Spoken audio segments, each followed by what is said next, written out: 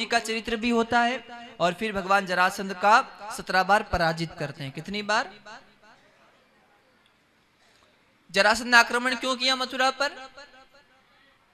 जरासंध की 2 बेटी थी, कंस को ब्याही थी, आस्ति और प्राप्ति।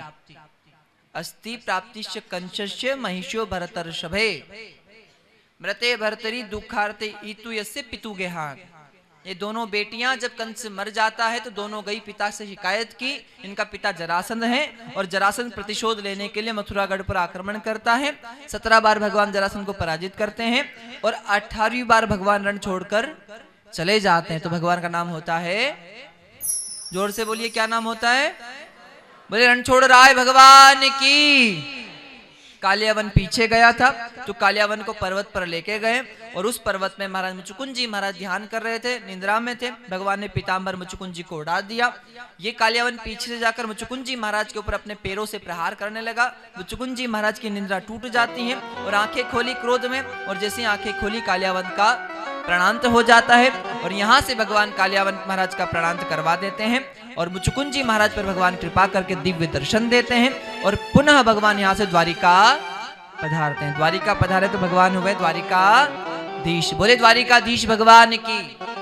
द्वारिका की बहुत अधिक महिमा है महाराज। अच्छा, कौन कौन लोग जो द्वारिका गए हैं? बहुत अच्छा, और जाना चाहिए, साल के साल जाओ, महीने के महीने जाओ। क्यों?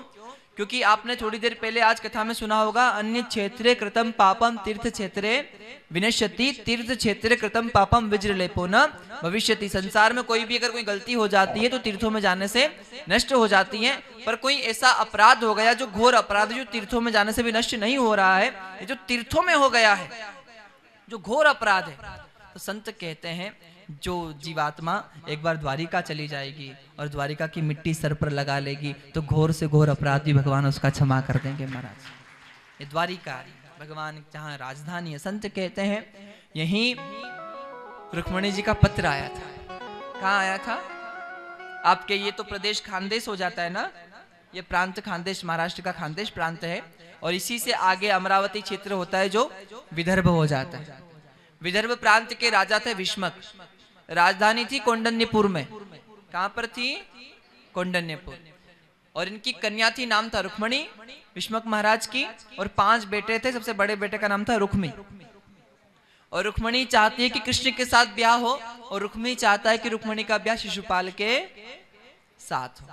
तो रुक्मी ने बारात बुला ली, सेना आ गई शिशुपाल की, जरासंध की। तो रुक्मिणी माता ने ब्राह्मण को बुलाया और ब्राह्मण के हाथों पत्र लिखा और पत्र में 6 मंत्र लिखे और कहा कि द्वारिका में जाकर द्वारिकाधीश भगवान को ये पत्र दीजिएगा। किसको देना है? अच्छा, एक बात बताइए आप लोग, माँ रुक्मिणी ने पत्र में ऐसा क्या लिखा था जो भगवान को पढ़कर आना पड़ा? भगवान 56 करोड़ यादवों के राजा थे। कितने? सम्राट। और ऐसे वैसे यादव नहीं थे, हर एक यदुवंशी का अपना स्वर्ण महल था। सोने का घर नहीं, स्वर्ण महल था। और कितने थे? बोले 56 करोड़। ऐसी बलशाली, धनवान, कीर्तिवान प्रजा के भगवान सम्राट थे श्री द्वारिकाधीश। उनके पास तो कई पत्र आए होंगे, पर रुक्मिणी का पत्र पढ़कर ही भगवान कौंडन्यपुर या महाराज क्यों पधारे अमरावती? क्यों आए?